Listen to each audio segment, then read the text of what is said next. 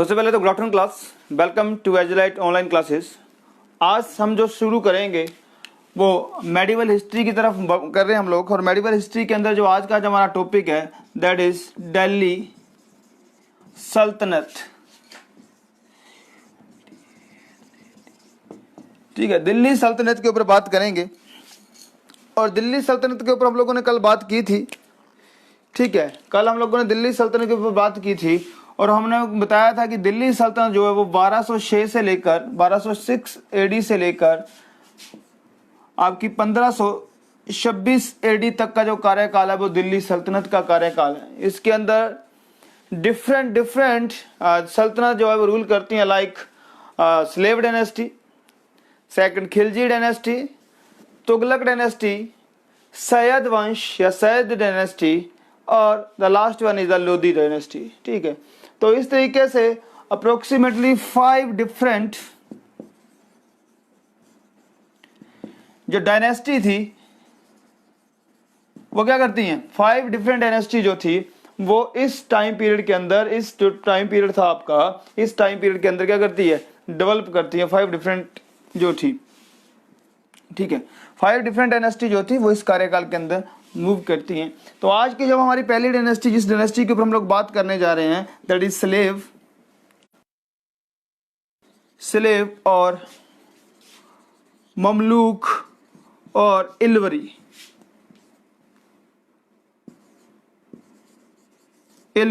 ठीक है, तो ये 3 डायनेस्टी नाम एक ही है। वैसे तो इसे स्लेव डायनेस्टी के नाम से जाना जाता है, स्लेव डायनेस्टी या गुलाम वंश के नाम से जाना जाता है। ठीक है, किस नाम से जाना जाता है, गुलाम वंश। ठीक है, लेकिन ममलूक बेसिकली द टर्म एक तुर्की के अरब टर्म है, अरेबिक टर्म है ममलूक, जिसका मतलब भी क्या होता है उनका स्लेव। और इल्वरी जो है वो बाद में इल्तुतमिश अपने आप को इल्वर के नाम से अपने आप को डोनेट करता है कि वो ममलूक या स्लेव डायनेस्टी नहीं है, वो इल्वरी है। ठीक है, तो इस तरीके से इन्होंने इस सारी डायनेस्टी को एक ही नाम से जाना जाता है, चाहे स्लेव हो, ममलूक हो या इल्वरी डायनेस्टी के नाम से। ठीक है, तो ये जो डायनेस्टी है वो इस डायनेस्टी के अंदर आपका गुलाम वंश जो है वो स्थापित होता है। और वो गुलाम वंश की जो स्थापना होती है वो 1206 में 1206 एडी में वाय कुतुबुद्दीन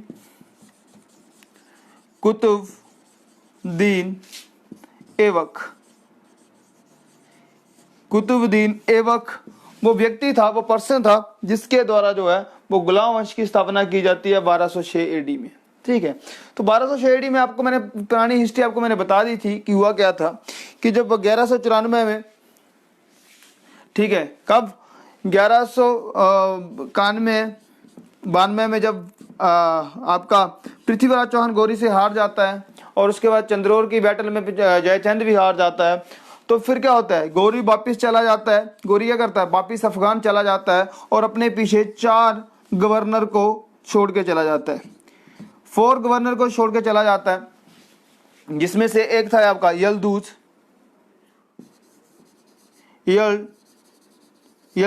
दूसरा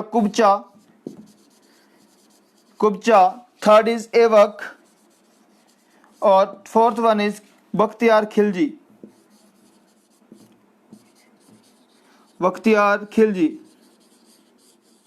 ठीक है, तो ये 4 आपके जो गवर्नर डिफरेंट एरिया में जो थे वो छोड़ के चला जाता है कौन, गौरी, जिसमें से यलदू जो होता है वो अफगान वाले एरिया पे रूल कर रहा होता है, कुफचा जो है वो पाकिस्तान प्रोविंस जो पंजाब है वहाँ पे एरिया कर रहा है, आपका ऐबक नॉर्थ वेस्ट इंडिया के ऊपर, नॉर्थ वेस्ट इंडिया में राजस्थान, लाहौर और जो दिल्ली वाला एरिया, इस एरिया पे के ऊपर ये होता है।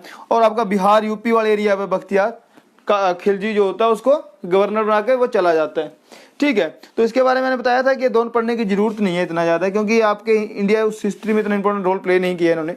लेकिन यहाँ पे 2 लोगों के बारे में इंपॉर्टेंट है, one is the Aibak, second one is the Khilji. Aibak के बारे में जाना जाता है क्योंकि इन्होंने कुतुबुद्दीन ऐबक ने क्या किया था, गुलाम वंश की स्थापना की थी, गुलाम वंश जो था उसकी डायनेस्टी स्टैब्लिश किया था।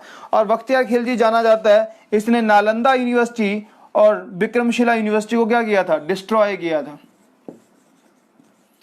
क्या किया था, 2 यूनिवर्सिटी, एक आपकी विक्रमशिला यूनिवर्सिटी और सेकंड में नालंदा यूनिवर्सिटी, दोनों यूनिवर्सिटी को डिस्ट्रॉय किया था किसने, बख्तियार खिलजी ने। तो बात करेंगे अब, जो हम डायनेस्टी की बात करेंगे वो बात करेंगे आपकी ममलूक वंश के अंदर जो पहला स्लेव डायनेस्टी की बात करेंगे आज हम सारे की सारी, ठीक है।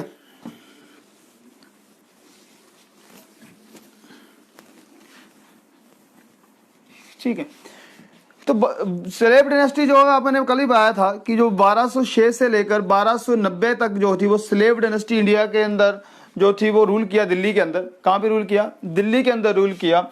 और इसमें बहुत सारे राजा आए, बहुत सारे किंग्स बने, लेकिन आपके जो पढ़ने वाले जो आपके लिए सबसे इंपॉर्टेंट राजा है वो 4 किंग है जहां से क्वेश्चन पुट होता है आपका, ठीक है। First one is the Qutubuddin Aibak,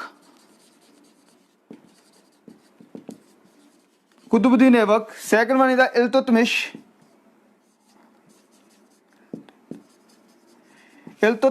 third one is the Razia Sultan, last one is the Ghiyasuddin Balban, ठीक है। ये 4 राजा हैं जिनके बारे में इस ममलूक डायनेस्टी के अंदर सबसे ज्यादा जो इंपॉर्टेंट क्वेश्चन आते हैं जो पढ़ा जाता है, ठीक है। इसलिए ये जो स्लेव डायनेस्टी है, ममलूक डायनेस्टी है, इसमें बहुत सारे राजा आए, आराम शाह वगैरह आया, ठीक है। उसके बाद रुकमुद्दीन आया, तो बहुत सारे राजा बने इसके अंदर, लेकिन वो इंपॉर्टेंट नहीं है क्योंकि वो सारे के सारे जो थे वो अपने मंत्रियों और एक चालीसा बनी थी इनके अंदर, उनके अंदर ही काम किया, तो उन्होंने न्यूज में नहीं आए, इतने ज्यादा उन्होंने कोई काम नहीं किया। तो जो थे,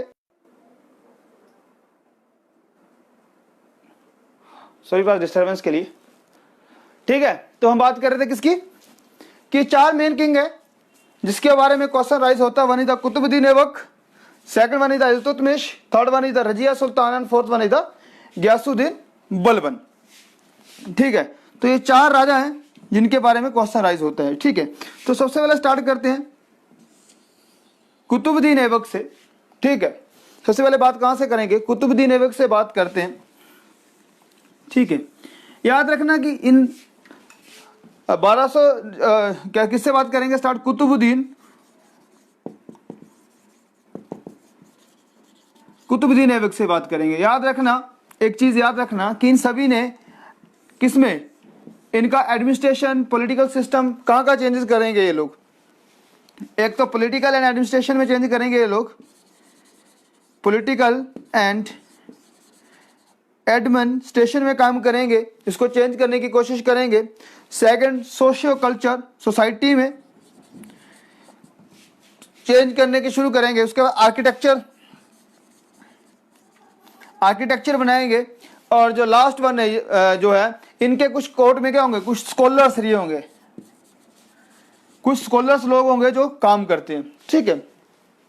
स्कॉलर लोग हैं जो काम करते हैं किसके? कुतुबुद्दीन ऐबक की मैं बात करूं, मतलब जो भी मुस्लिम दिल्ली सल्तनत होगा, कोई भी राजा होता है, इनमें चेंज करता है अपने आप को स्टैब्लिश करने के लिए। क्या करता है? इन चीजों में चेंज करता है। या पॉलिटिकल एडमिनिस्ट्रेशन चेंज करेगा, कोई डिपार्टमेंट बना देगा, कोई नया रूल लागू कर देगा। सोशल कल्चर के अंदर रिलीजियस और उसको धार्मिक चीजों को करेगा। आर्किटेक्चर के अंदर कोई चीजें बनाएगा, मैन्युफैक्चर मतलब बिल्ड करेगा। और स्कॉलर कोई लोग इसके कोर्ट में पोइट होंगे या कोई राइटर्स होंगे, वो लोग सारे, ठीक है। तो अगर ऐबक की बात करें, ऐबक जो था वो 1206 से लेकर 1210 तक जो है वो रूल करता है। कहाँ? लाहौर से। ये कहाँ से रूल करता है? लाहौर में रहता है, ये लाहौर से रूल करता है। कुतुबुद्दीन ऐबक जो होता है वो कहाँ से रूल करता है? 1206 से लेकर 1210 में लाहौर से रूल करता है। और जब रूल करता है तो बेसिकली ये अंडर अफगान के अंदर, अफगानिस्तान जो एरिया अफगान रूलर के अंदर काम कर रहा होता है। मतलब ये इंडिपेंडेंट रूलर नहीं होता है। कौन सा रूलर नहीं होता है? ये इंडिपेंडेंट रूलर नहीं होता है। और ये किसके अंदर काम कर रहा था? अफगान का उस टाइम कौन था गवर्नर? That is यल्दूज। कौन था गवर्नर? यल्दूज। तो बेसिकली उस टाइम जो था वो यल्दूज के अंदर, मतलब जो था वो यल्दूज के अंदर क्या कर रहा था? एडमिनिस्ट्रेशन के अंदर यल्दूज के अंदर क्या कर रहा था? रूल कर रहा था। जब वो यल्दूज के अंदर रूल कर रहा था तो ऑटोमेटिकली एक इंडिपेंडेंट रूलर नहीं था, एक इंडिपेंडेंट राजा नहीं था अपने आप को, क्योंकि वो सारे का सारा वहीं से आता था। तो ऑटोमेटिकली इसने क्या बोला कि ये जो था पॉलिटिकल सिस्टम के अंदर मैं बात करूं तो इसने कोई खास चेंज नहीं किया पॉलिटिकल सिस्टम के अंदर, क्योंकि इसने सिर्फ 4 साल रूल किया। 1206 से लेकर 1210 तक जो था वो सिर्फ 4 ईयर रूल किया इसने, और 4 ईयर के अंदर कोई खास पॉलिटिकल नहीं था। सोसाइटी या सोशल की बात करूं तो इसने सूफी संतों को क्या किया, पैट्रोनाइज किया। सूफी संत जो थे उनको पैट्रोनाइज किया, और उसमें से एक फेमस सूफी संत है जिसका नाम था कुतुबुद्दीन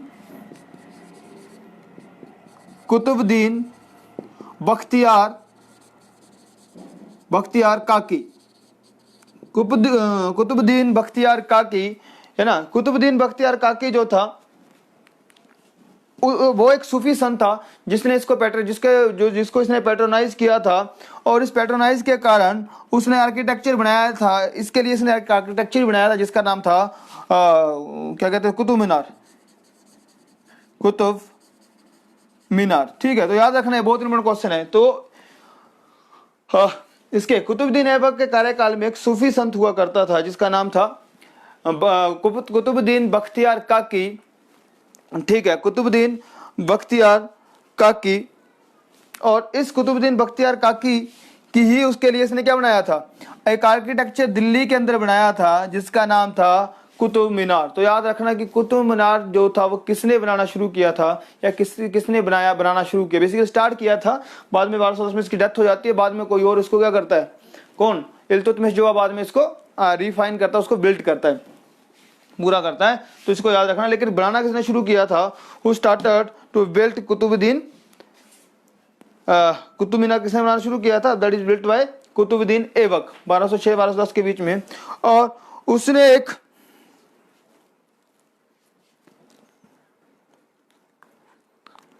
ठीक है, और उसने एक मॉस्क बनाई थी दिल्ली के अंदर। बहुत इंपॉर्टेंट क्वेश्चन है ये। मॉस्क बनाई थी जिसका नाम था कुव्वत उल इस्लाम। क्या नाम था उसका, कुव्वत उल इस्लाम।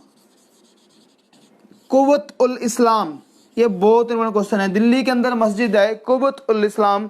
ये पहली मॉस्क जो दिल्ली के अंदर बनी थी, first mosque in Delhi. Delhi के अंदर जो पहली मॉस्क, पहला जो मॉस्क आर्किटेक्चर जो था वो दिल्ली के अंदर बना था, उसका नाम था कुव्वत उल इस्लाम। ठीक है, तो ये पहली क्या कहते हैं उसको, मॉस्क थी जो बनाई थी किसके द्वारा, आपकी कुतुबुद्दीन ऐबक के द्वारा बनाई गई थी, कुव्वत उल इस्लाम। बेसिकली ये टेंपल को किसको, एक टेंपल को हटा के बनाया गया था, इसलिए भी क्योंकि ये फर्स्ट यहाँ पे रिकंस्ट्रक्शन जो थी आर्किटेक्चर को, एक पुराने आर्किटेक्चर को खत्म करके जो रिकंस्ट्रक्शन ऑफ न्यू आर्किटेक्चर थी, उसकी शुरुआत भी किसने की थी, कुतुबुद्दीन ऐबक ने की थी। इसका नाम था कुव्वत उल इस्लाम। ठीक है, ये पहली मस्जिद थी। और उसके बाद इसने आर्किटेक्चर के अंदर बात करूं तो एक इंपॉर्टेंट आर्किटेक्चर है जिसका नाम है 2.5 दिन का झोंपड़ा।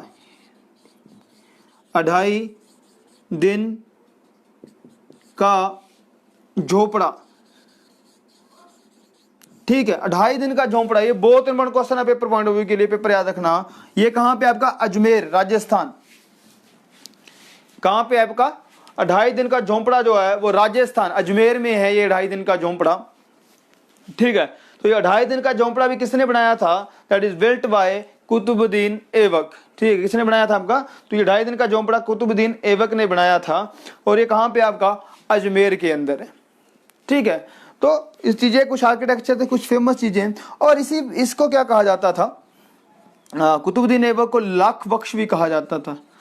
लाख वक्श क्या कहा जाता था, कुतुबुद्दीन ऐबक को लाख वक्श भी कहा जाता था, क्योंकि इसने लाखों रुपए जो दान किए, लाख रुपए, लाख वक्श का मतलब है लाखों रुपए दान करने वाला। वो सूफी संत के ऊपर लाखों रुपए क्या किए थे, दान किए थे, बख्शिश दी थी ना, बख्शिश मतलब बख्श देना, उसको दान देना।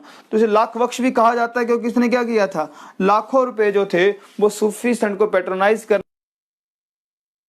को दान के रूप में प्रोवाइड किए थे। तो याद रखना क्या किया था कि पॉलिटिकल स्ट्रक्चर कुछ खास नहीं है, लेकिन सोसाइटी के अंदर उसने क्या कर दिया, सूफी संत को, मुस्लिम जो धर्म था उसको डेवलप किया, जिसके अंदर उसने कुतुबुद्दीन बख्तियार जो काकी था, सेंट था, उसको पैटर्नाइज किया। उसके बाद उसके लिए उसने क्या किया, कुतुब मीनार बनाया, कुव्वत उल इस्लाम जो थी वो दरगाह बनाई दिल्ली के अंदर, जो मंदिर को हटा के वहां पे था उसको किया। उसके बाद 2.5 दिन का झोंपड़ा ये जो थी अजमेर के अंदर था, इसको बनाया। और इसने क्या कर दिया था, जजिया लगा दिया था। जजिया। मैंने क्या बोला, जब मैंने स्टार्ट किया था मैंने बताया था कि अब जो भी काम होगा वो किसके अकॉर्डिंग होगा, जजिया जो किसके अकॉर्डिंग होगा, तो वो किसके अकॉर्डिंग होगा, इस्लाम और उसके अकॉर्डिंग है ना, कुरान के अकॉर्डिंग। तो ऑटोमेटिकली क्या था, जजिया। जजिया मतलब जो नॉन मुस्लिम थे, नॉन मुस्लिम थे उनके ऊपर टैक्स था। ये नॉन मुस्लिम के ऊपर क्या था, टैक्स था। जजिया जो था वो क्या था, नॉन मुस्लिम जो लोग थे उसके ऊपर टैक्स था ये। और ये जो टैक्स था, जो जजिया था बेसिकली, ठीक है, ये मोहम्मद बिन कासिम ने लगाया था। मोहम्मद बिन कासिम, आपको याद है 712 एडी में मोहम्मद बिन कासिम ने क्या किया था, अटैक किया था सिंध के ऊपर। सिंध ना, मैं बताया था पूरी दाहिर सेन वगैरह का, है ना। तो सिंध के ऊपर, सिंध प्रांत में सबसे पहले कहां पे लगा था ये आपका जजिया, वो लगा था आपका सिंध प्रांत के अंदर। आई होप कि ये आप लोगों ने लिख लिया होगा सारे का सारा, ठीक है। दोबारा से इसको थोड़ा मैं और एक्सप्लेन करूं तो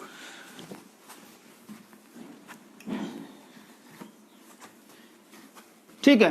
तो क्या था, जो जजिया था, जजिया के बारे में थोड़ा सा पता होना चाहिए आप लोगों को। जजिया जो था वो बेसिकली 712 एडी में किसके द्वारा लगाया गया था, मोहम्मद बिन कासिम। मोहम्मद बिन कासिम के द्वारा लगाया गया था, जो नॉन मुस्लिम थे। हुआ क्या था कि जब 712 एडी में से हमला किया, सिंध को जीता, तो सिंध में जो नॉन हिंदू लोग थे या जो नॉन मुस्लिम लोग थे, जो मुस्लिम लोग नहीं थे, तो सिंध में जो हिंदू या नॉन मुस्लिम थे, नॉन मुस्लिम थे, तो उन्हें जिम्मी कहा जाता था।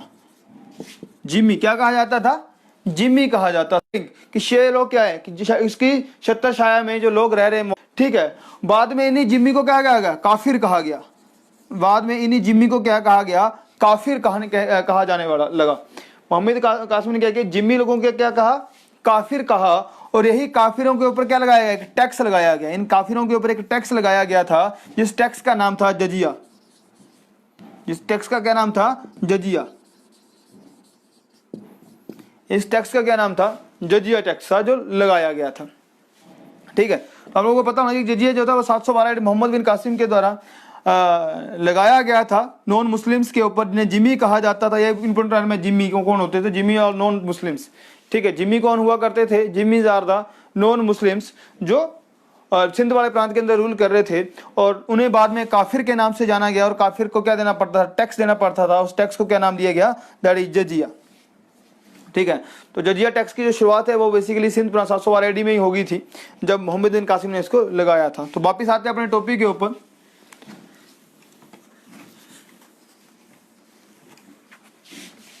ठीक है, वापिस अपने टॉपिक के ऊपर आते हैं। तो वापिस जब हम लोग अपने टॉपिक के ऊपर आते हैं तो हम लोग बात करते हैं कि किसकी बात कर रहे थे, हम लोग बात कर रहे थे कुतुबुद्दीन ऐबक,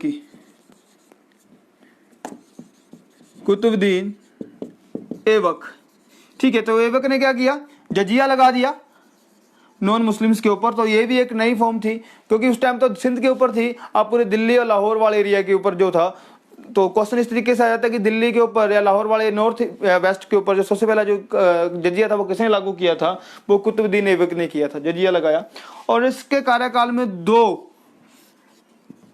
फेमस स्कॉलर हुआ करते थे, ठीक है। 2 फेमस स्कॉलर हुआ करते थे,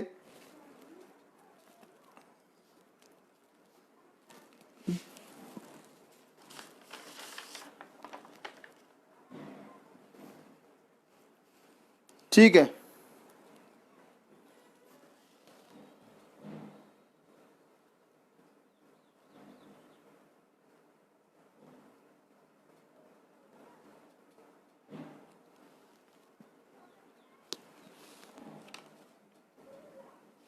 ठीक है, 2 फेमस क्या हुआ करते थे, एक का नाम था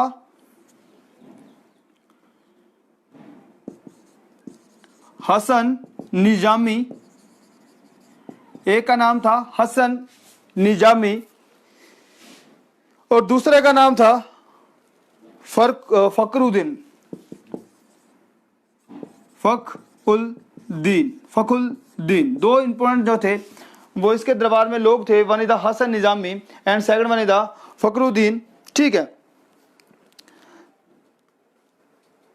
ठीक है। और इसकी जो इस 2 थे, इसकी एक बुक है, उसको याद रख लेना आप लोगों को। जो फखरुद्दीन है उसकी एक बुक है जिसका नाम है तारीख तारीख ए तारीख है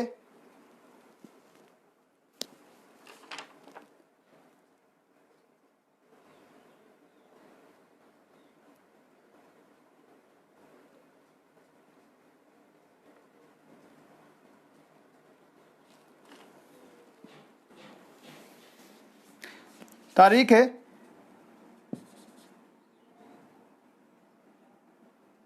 सॉरी इस बुक का मेरे को नाम थोड़ा स्किप कर गया है, मैं आपको दोबारा से उसमें बता दूंगा। तारीख है मुबारक शाही, तारीख ए मुबारक शाही, ठीक है, तारीख है मुबारक शाही, इस बुक को यहाँ पे याद रखना, तारीख है मुबारक शाही, ठीक है। तारीख है मुबारक शाही जो था, इस बुक का जो नाम है वो आप लोगों को याद रख लेना है, जिसका नाम था तारीख है मुबारक शाही।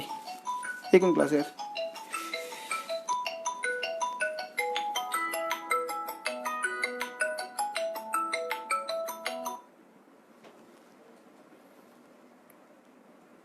ठीक है, तो क्या नाम था इसका, तारीख है मुबारक शाही, ठीक है। और होता क्या है आपका, जो कुतुबुद्दीन ऐबक था इसका 1210 में क्या हो जाती है, डेथ हो जाती है। कैसे, प्लेइंग चौगान, प्लेइंग चौगान, चौगान जिसे पोलो भी कहा जाता था, प्लेइंग चौगान जिसे क्या कहा जाता था, पोलो भी कहा जाता था। घोड़े से बेसिकली पोलो घोड़े पे खेलने वाली गेम है। पोलो खेलते वक्त क्या होता है, इसकी जो होती है वो डेथ हो जाती है 1210 में। और जब 1210 में डेथ होती है, ठीक है, 1210 में क्या होता है, कुतुबुद्दीन ऐबक जो था वो 1206 से लेकर 1210 तक रूल कर पाता, उसके बाद इसकी डेथ हो जाती है। 1222 कैसे डेथ होती है इसकी, बाय प्लेइंग पोलो, जो पोलो खेल रहा होता है, पोलो खेलते वक्त इसकी जो होती है वो वहां पे डेथ हो जाती है। इसके बाद उसका राजा वो बेटा जो होता है जिसका नाम था आराम शाह, राम शाह, तो जो आराम शाह था उसकी डेथ हो मतलब वो इसकी कुतुबुद्दीन ऐबक के बाद उसका जो बेटा होता है आराम शाह, वो 1210 में राजा बनता है और 1211 तक जो होता है वो रूल करता है, 1 साल रूल करता है। लेकिन क्या होता है कि जो नॉवेल्स होते हैं उसको पसंद नहीं कर रहे थे, क्योंकि उसका राजा का बेटा था, ऑटोमेटिकली नाम ही जैसा उसका राम शाह था, तो ऑटोमेटिकली रूल मतलब वो किसी को मानता नहीं था, उस चीज़ में विश्वास नहीं करता था, ठीक है। तो जो सिंपल सी बात, जो नोवेल थे उसके मतलब जो इसका दामाद होता है, कुतुबुद्दीन का एक दामाद होता है जिसका नाम है इल्तुतमिश। इल्तुतमिश याद रखना, इल्तुतमिश इज क्या, सन इन लॉ। इल्तुतमिश क्या था, एक सन इन लॉ था। ये बेसिकली आप लोग दिल्ली सल्तनत को देखोगे, ये मैक्सिमम सन इन लॉ की गेम है। वो ही आपके विद्रोह कर देते थे, लड़ाई कर देते थे, उसके बाद क्या कर देते थे, जीत लेते थे। इल्तुतमिश जो था वो उस टाइम गवर्नर ऑफ बदाऊं था। बदाऊं समझते, एक जगह है जिसका नाम है यूपी के अंदर बदाऊं, आपको याद रखा होगा वो क्या कहते हैं इसको, किलिंग, ऑनर किलिंग के नाम से भी फेमस हुआ था बदाऊं, यूपी के अंदर एक जगह है, ठीक है, बदाऊं। तो बदाऊं जो था वहां का गवर्नर हुआ करता था। इसको किसने, जो उलेमा हुआ करते थे उन्होंने बुलाया, और वो क्या करता है, इल्तुतमिश शाह के क्या करता है, आराम शाह को थ्रो कर देता वहां से, गद्दी से उसको मार देता। उसको हटाने के बाद इल्तुतमिश जो है वो सेकंड इंपोर्टेंट रूलर जो है, वो सेकंड जो रूलर है वो एस्टेब्लिश होता कहाँ पे, उसका स्लेव डायनेस्टी के अंदर। तो जो नेक्स्ट आपका दैट इज इल्तुतमिश। इल्तुतमिश बहुत इंपॉर्टेंट है, क्योंकि इल्तुतमिश को ही रियल एस्टेब्लिश जो माना जाता। इल्तुतमिश 1211 से लेकर 1236 के बीच में रूल करता है, 11 से लेकर 1236 तक रूल करता है, ठीक है।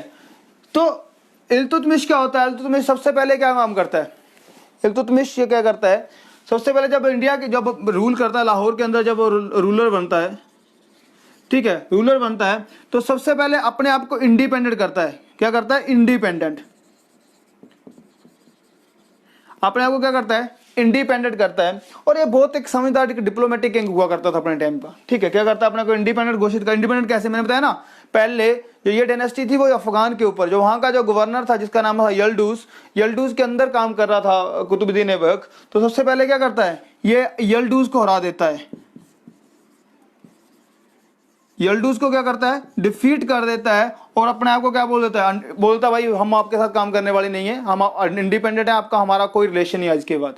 ठीक है, तो अपने आप को इंडिपेंडेंट कर देता है। इंडिपेंडेंट करने के बाद क्या होता है, इंडिपेंडेंट जब अपने आप को कर लेता है तो ये एक लेटर लेके आता है खलीफा से, ठीक है, जिसे मंसूर कहा जाता था। ठीक है, कि भाई ये अपने आप को खलीफा घोषित नहीं करता है, अपने आप को खलीफा घोषित नहीं करता, ये करता है, ये जो ईरान जो तुर्की के अंदर खलीफा थे वहां से एक परमिशन लेके आता है जिसे मंसूर कहा जाता था, कि मंसूर लेके आता है कि भाई वो on the behalf of that खलीफा वो इंडिया के अंदर एक इंडिपेंडेंट रूलर है उसकी तरह काम करेगा। ठीक है, तो कौन लेके आता है, इंडिपेंडेंट रूलर का जो मंसूर लेके आता है वो इल्तुतमिश लेके आता है और अपने आप को एक इल्वरी डायनेस्टी, इल्वरी किंग के रूप में स्थापित करता है। किस रूप में स्थापित करता है, इल्वरी किंग। ठीक है, तो इल्वरी किंग के रूप में अपने आप को इस्टेब्लिश करता है। ठीक है, कौन, आपका इल्तुतमिश। और जो अपनी कैपिटल है, कैपिटल को क्या करता है, मूव करता है कहां से, लाहौर से दिल्ली। कहां से, लाहौर से क्या करता है, लाहौर से जो अपनी कैपिटल को वहां पे क्या करता है आगे दिल्ली की तरफ मूव करता है। तो ऑटोमेटिकली क्वेश्चन यहां से राइज करता है कि दिल्ली जो सल्तनत थी वो लाहौर से जो कैपिटल थी वो दिल्ली वो किसने की थी, तो जो लाहौर से जो कैपिटल थी वो दिल्ली जो की थी वो की थी आपकी इल्तुतमिश ने। लाहौर से जो कैपिटल दिल्ली थी वो किसने की थी,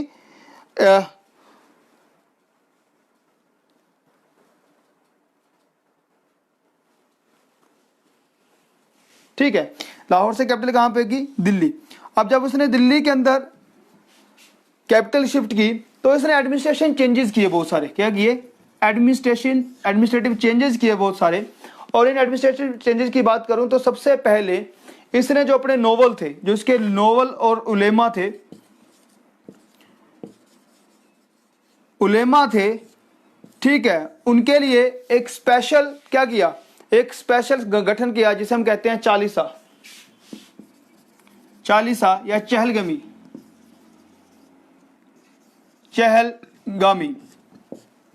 चालीसा या चहलगामी का जो सबसे बड़ा इन्होंने क्या किया, स्टार्ट किया। चालीसा और चहलगामी का मतलब है कि देयर यूनिट ऑफ 40 नोवेल,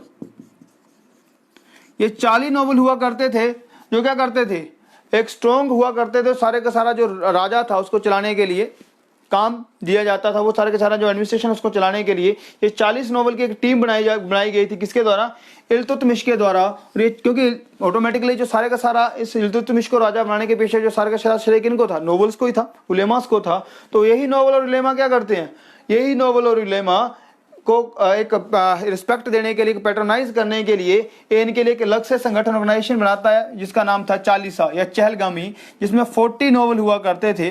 और इन 40 नोवेल जो हुआ करते थे इन्हें लैंड के अलग अलग हिस्से दिया जाता था। ठीक है, इसे क्या दिया जाता था, मतलब लैंड जो होती थी इनको लैंड दी जाती थी बड़े बड़े हिस्से में, जिसे कहा जाता था इक्ता। लैंड दी जाती थी जिसे कहा जाता था इक्ता। तो याद रखना, इक्ता सिस्टम किसने स्टार्ट किया था, the iqta system is started by the, किसके द्वारा स्टार्ट किया गया था, इक्तेदारी। ठीक है, तो इक्तेदारी सिस्टम या इक्ता सिस्टम किसके द्वारा स्टैब्लिश किया गया था, इल्तुतमिश के द्वारा किया गया था, जिसे इक्तेदारी सिस्टम भी कहा जाता था। इक्तेदारी सिस्टम, इसे क्या कहा जाता था, इक्तेदारी सिस्टम भी कहा जाता था। ठीक है, तो इसको याद रखना कि इक्तेदारी जो सिस्टम था वो किसके द्वारा किया गया था, इल्तुतमिश के द्वारा किया गया था स्टार्ट। ठीक है, इक्तेदारी का मतलब क्या था कि जो उसके एडमिनिस्ट्रेशन के अंदर जो चहलकमी होती थी या जो 40 नोवेल हुआ करते थे, वो नोवेल्स को क्या दिया जाता था, एक पीस ऑफ लैंड दिया जाता था, लैंड के वो बड़े टुकड़े दिए जाते थे और उस लैंड के टुकड़े के अंदर क्या किया जाता था, ये इक्ता सिस्टम दिया जाता था। मतलब ये इक्ता दिया जाता था, इसके इक्तेदारी कहा जाता था। एक लैंड मतलब बेसिकली इक्ता का मतलब क्या होता है, लैंड, पीस ऑफ लैंड। ठीक है, एक टुकड़ा, लैंड का वो बड़ा टुकड़ा किया जाता, अपने नोवेल्स को दिया जाता था उनको सेटिस्फाई करने के लिए, और उन्हें इक्तेदारी सिस्टम किया जाता था। और बिजनेस को चलाने के लिए, ट्रेड एंड बिजनेस चलाने के लिए, ट्रेड एंड बिजनेस को टर्न करने के लिए इन्होंने कॉइन्स इशू किए। क्या इशू किए, कॉइन्स इशू किए। ठीक है, और दो तरह के कॉइन इशू किए, one is the silver coin and the second one is that is copper coin। कौन सा? One is the silver coin, second one is the copper coin. ठीक है, तो सिल्वर कॉइन और कॉपर कॉइन दो तरह के कॉइन इशू किए। सिल्वर कॉइन को टंका कहा जाता था टंका, और उस कॉपर कॉइन को जित्तल कहा जाता था। ठीक है, सिल्वर कॉइन को टंका कहा जाता था और कॉपर कॉइन को क्या कहा जाता था? जित्तल कहा जाता था। ठीक है, तो इस चीज को याद रखना, ये इंपॉर्टेंट क्वेश्चन है। टंका कौन से थे? टंका is the silver coin. Tanka क्या थे? Silver coin. And the jittal is, jittal क्या थे आपके? That is copper coins. Jittal क्या थे आपके? That is copper coins. ठीक है, तो जित्तल और टंका दो कॉइन्स थे जो इशू किए गए थे किसके द्वारा? इल्तुतमिश के द्वारा। ठीक है, तो इल्तुतमिश के अंदर जो कहानी है वो यहीं तक शुरू होती है।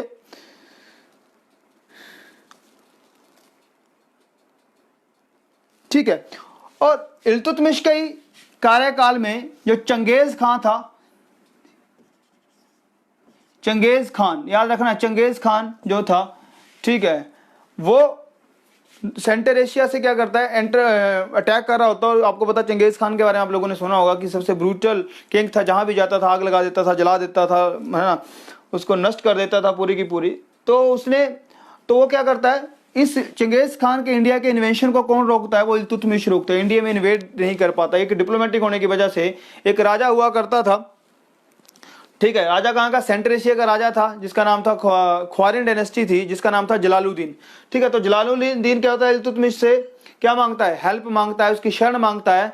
लेकिन क्या करता है? इल्तुतमिश को शरण देने से मना कर देता है, जिससे चंगेज खान जो होता है वो इंडिया के अंदर एंटर नहीं करता। तो इल्तुतमिश की डिप्लोमेटिक नीति के कारण जो था वो एक चंगेज खान का जो इंडिया में एंटर था वो रुक जाता है। ठीक है, तो ऑटोमेटिकली आपको याद रखना कि इल्तुतमिश जो था वो किसका कंटेम्परेरी था? चंगेज खान किसका कंटेम्परेरी था?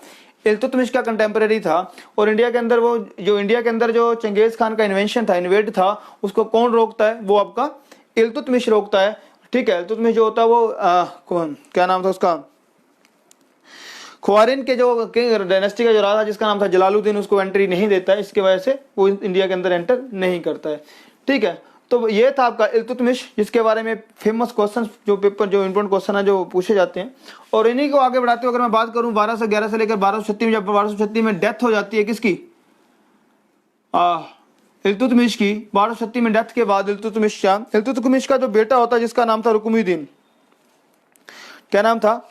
रुकमुद्दीन फिरोज। तो रुकमुद्दीन फिरोज क्या बनता है? रुकमुद्दीन फिरोज राजा बनता है। लेकिन वो ऑटोमेटिकली एक क्या कहते हैं उसको, इतना स्ट्रॉन्ग राजा, वीक किंग था। वीक किंग की वजह से वो अपने आप को सर्वाइव नहीं कर पाता है। ठीक है, अपने आप को क्या नहीं कर पाता है? सर्वाइव नहीं कर पाता है। और फिर बनती है इंडिया की फर्स्ट लेडी सल्तनत, सुल्तान। फर्स्ट लेडी सुल्तान जो है वो इंडिया के अंदर बनती है, जिसका नाम था फर्स्ट लेडी सुल्तान, जिसका नाम था रजिया सुल्तान। ये 1236 से लेकर 1240 तक रूल करती है इंडिया के ऊपर, मतलब दिल्ली के ऊपर। रजिया सुल्तान जो थी ये अपने बेसिकली बेटी थी किसकी? इल्तुतमिश की बेटी थी। और इसने अपने आप को जो एज ए सोल्जर, एक वॉरियर ही अपने आप को डेवलप किया था। फादर के उसमें टाइम से ये वॉरियर की तरह डेवलप किया था अपने आप को। तो ऑटोमेटिकली क्या है, ये 1236 में सिंहासन के ऊपर बैठती है। 1236 में क्या करती है? दिल्ली की राजगद्दी के ऊपर, दिल्ली सल्तनत के ऊपर बैठती है, अपने आप को सुल्तान। याद रखना है, एक लेडी होने की वजह से अपना नाम सुल्तान रखती है। ये भी एक कारण था इसकी डिक्लाइन का। ठीक है, हुआ क्या कि जो अब रजिया जो थी वो सल्तनत थी, इसने डायरेक्ट जो था वो आपके कल्चर, सोसाइटी, सोशल कल्चर के ऊपर इम्पैक्ट डाला। यार तुम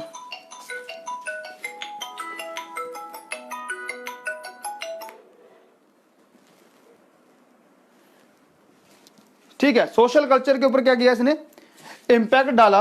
और सोशल कल्चर के ऊपर इम्पैक्ट डालने की वजह से क्या हुआ? इसने सोशल कल्चर के ऊपर इम्पैक्ट डाला और इसने क्या कर दिया, क्योंकि जो खलीफा थे, जो उलेमा थे, वो कभी पसंद नहीं करते थे कि वो लेडी जो है उनके ऊपर रूल करे, पहली बात तो। दूसरा, इसने पर्दा प्रथा को खत्म कर दिया था। पर्दा सिस्टम, या जो आपकी बुर्का पहनते हैं, या जो बेल सिस्टम था, तो ऑटोमेटिकली जब भी आती थी राज के अंदर, जब भी आती थी तो एक तो बिना पर्दे के आती थी, बुर्का बिना पहने आती थी, ऊपर से जो कपड़े थे वो भी आदमियों की तरह पहनने शुरू कर दिए थे इसने, ठीक है। तो इन सब चीज़ों को देखते हुए जो ये थी रजिया सुल्तान थी, ठीक है, इससे जो उलेमा था वो इतने ज़्यादा खुश नहीं थे। उनको लगता था कि लेडी हमारे ऊपर रूल कर रही है, ऊपर से सोसाइटी जो सोशल कल्चर है, जो उसकी रूल एंड रेगुलेशन उसको फॉलो नहीं करती है, पर्दा प्रथा को मानती नहीं है ये, ठीक है। उसके बाद आदमियों की तरह कपड़े पहनती है। तो बहुत सारी चीज़ों को, क्योंकि ऑर्थोडॉक्स थे वो सारे के सारे, जो उलेमा थे वो ऑर्थोडॉक्स होने की वजह से धर्म के लिए कट्टर थे, उसकी वजह से क्या थे, वो धर्म के लिए कट्टर थे। तो ऑटोमेटिकली हुआ क्या, इसके अगेंस्ट होना शुरू हो गए रजिया के, ये सब चीज़ें जो होती है वो रजिया के अगेंस्ट होना शुरू होगी। उपसे रजिया ने क्या किया, जो एक इथोपिया का पर्सन था, इथोपिया का एक पर्सन था जिसका नाम था याकूत। याकूत जो था इथोपिया से था, उसको एक बहुत बड़ी पोजीशन, हेड ऑफ, जो हॉर्स होते हैं उनका हेड बना दिया, head of the department of horse. जो हॉर्स का डिपार्टमेंट था, हॉर्स बहुत इंपॉर्टेंट रोल है दिल्ली सल्तनत के ऊपर। बाद में दाग वगैरह सब प्रथा चलाई जाती है, बाद में भी चलती हैं प्रथाएं, तो हम उसके ऊपर बात करेंगे। तो जो इथोपिया का याकूत, उसको बनाने के उसके भी जो थे वो अगेंस्ट हो गए थे, है ना, हेड ऑफ डिपार्टमेंट, उसकी वजह से भी ये क्या हो गए, अगेंस्ट हो गए।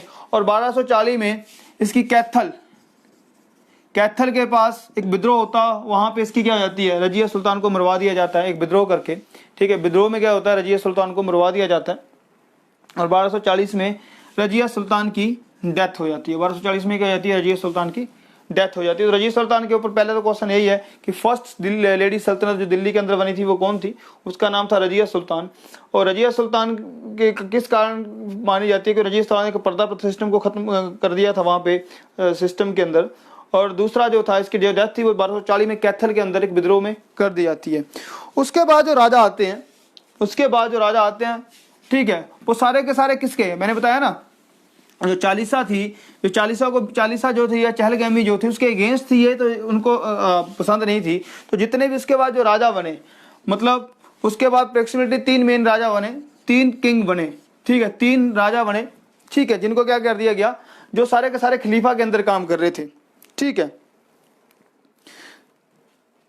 है, लाइक बैरम शाह,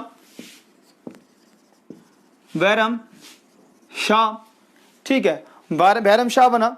उसके बाद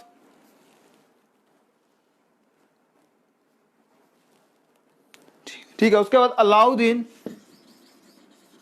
मुसाद शाह, ठीक है, Alauddin Mossad Shah, and last में नसरुद्दीन शाह, नसरुद्दीन,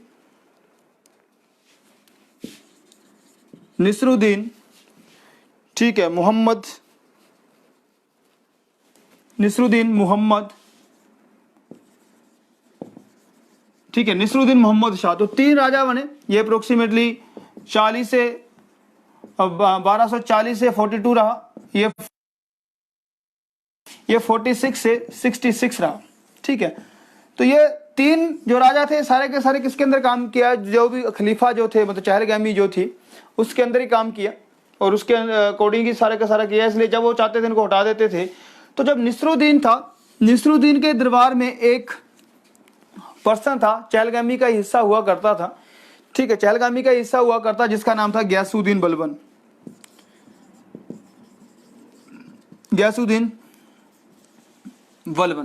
तो गयासुद्दीन बलबन जो होता है, बेसिकली हम बात कर सकते हैं कि गयासुद्दीन बलबन जो होता है वो 1246 से ही रूल करना शुरू कर देता है। लेकिन रूलर कौन होता है, नसरुद्दीन। ये सारे किसका बड़ा खास होता है, नसरुद्दीन का। और जो था वो इसको सारी सलाह देता था काम करने के लिए, ठीक है। तो जब ऑटोमेटिकली हुआ क्या, जो गयासुद्दीन बलबन था, गयासुद्दीन बलबन, ठीक है, गयासुद्दीन बलबन ने क्या किया, नसरुद्दीन मोहम्मद शाह को 1266 में क्या कर दिया, गद्दी से हटा दिया और खुद किंग बन गया, ठीक है। तो जो गयासुद्दीन बलबन था वो 1266 से लेकर 1287 तक एडी तक क्या करता है, दिल्ली के अंदर रूल करता है। कब से लेकर कब तक, जो गयासुद्दीन बलबन था वो 1266 में राजा बनता है, ठीक है। और 1266 से लेकर 1287 तक मेन रूल रहता है इसका, ठीक है, गयासुद्दीन बलबन। तो हमें जो लास्ट रूल है जिसके बारे में पढ़ना है, जहां पे क्वेश्चन आने के चांसेस रहते हैं, जिसके ऊपर जो है वो पूछा जाता है, ठीक है, वो था आपका ठीक है, जिसका नाम है गयासुद्दीन बलबन।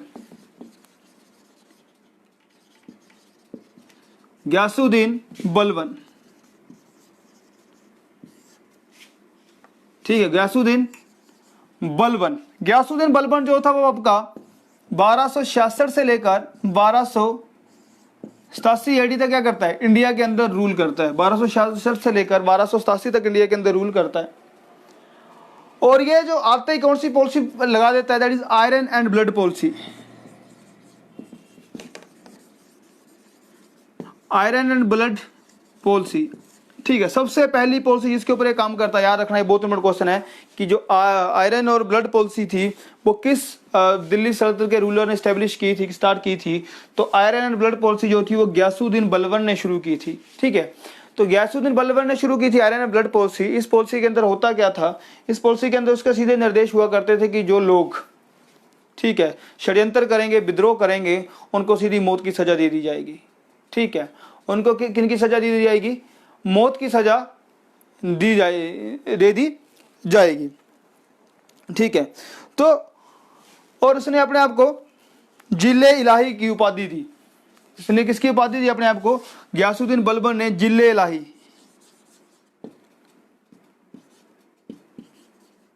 ठीक है, जिले इलाही, ठीक है, ठीक है।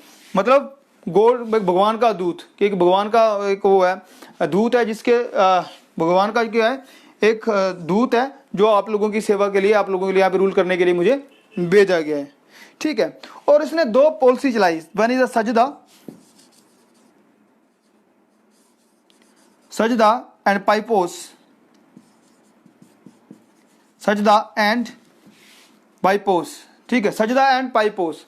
सजदा का मतलब है कि जब भी राजा, जब भी बलबन मतलब आएगा तो जितने भी नोबल है, ये बेसिकली क्या था, ये इसकी मैं बात करूंगी, नोबल को बिल्कुल पसंद, इसको पता था कि अभी तक जितना भी सिस्टम है नोबल की वजह से खराब हो रहा है, ठीक है। नोबल क्या करते हैं, नोबल की मर्जी चल रही है। नोबल जब चाहेंगे तो क्या कर देते थे, हटा देते थे, जब चाहेंगे क्या कर देते थे, बढ़ा देते थे। और जितना भी था, तो इसने क्या कर दिया, सबसे पहले नोबल को कंट्रोल करने के लिए दो पॉलिसी चलाई, जिसका नाम था सजदा एंड पाइपोस। सजदा एंड पाइपोस, ठीक है, पाइपोस बेसिकली, नहीं पोस्ट, पाइपोस। पाई सजदा के अंदर कि जब भी राजा एंटर करेगा या जब भी राजा को देखेंगे तो ये नोबल क्या करेंगे, इसको सलाम, झुक के सलाम करेंगे, क्या करेंगे, झुक कर सलाम करेंगे। और दूसरा, ठीक है, पाइबोस उसके पैरों को चूमेंगे, kiss to the feet of the king, ठीक है, जो राजा होगा उसके क्या करेंगे, पैरों को, ठीक है, पैरों को क्या करेंगे, किस करेंगे, ठीक है। तो ये सजदा और पाइपोस जो थे वो दो मेन जो थी वो किसके लिए चलाए, नोबल्स के लिए चलाए। और बाद में इसने क्या कर दिया, नोबल को ही खत्म कर दिया। नोबल मतलब जो चहलगमी थी,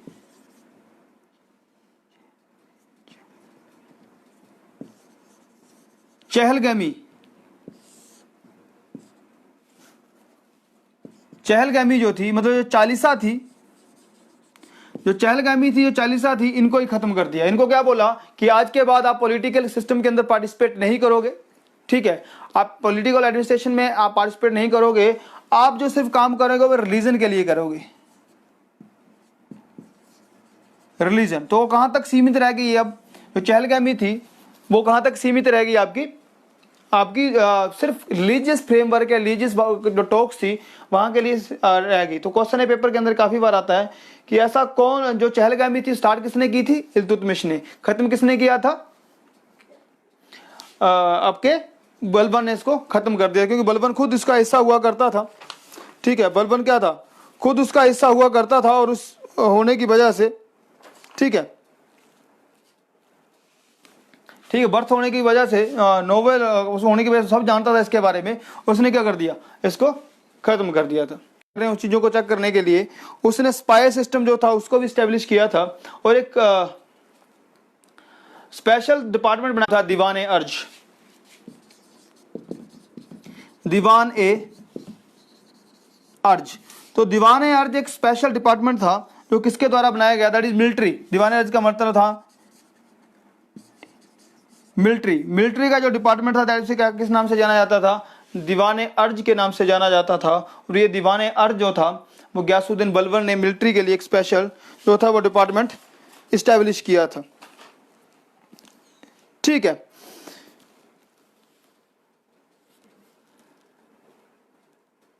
ठीक है, उसके बाद इस गयासुद्दीन बलबर ने क्या किया था, गयासुद्दीन बलबर ने एक त्योहार, ईरानी जो उसके दरबार में कुछ ईरानी नोवेल भी हुआ करते थे, ईरान के जो थे वो नोवेल हुआ करते थे, कहाँ के, ईरान के नोवेल हुआ करते थे। और ईरान का एक त्योहार है नवरोज, ईरानी त्योहार है जिसका नाम है नवरोज, न्यू ईयर फेस्टिवल हुआ करता था वहाँ के, ईरानी न्यू ईयर फेस्टिवल हुआ करता था नवरोज। तो इसने गयासुद्दीन बलबर ने क्या था, इस नवरोज को स्टार्ट किया था। इस जो नवरोज था, जो नवरोज का सिस्टम था, ठीक है, उसको क्या किया था, स्टार्ट किया था किसने, गयासुद्दीन बलबर ने।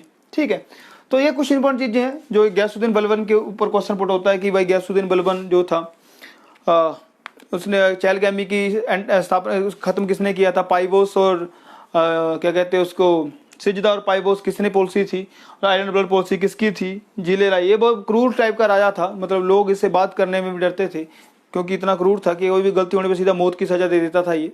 ठीक है, कोई ऐसा अपना नोबल नहीं था इसके दरबार में जिसको इसने मारा ना हो, ठीक है, पीटा ना हो, तो ऑटोमेटिकली इतना डर था कि इसे बात करने में, इसलिए जो सारे के सारे नोबल थे इसको क्रूर कहा जाता था काफ़ी ज़्यादा।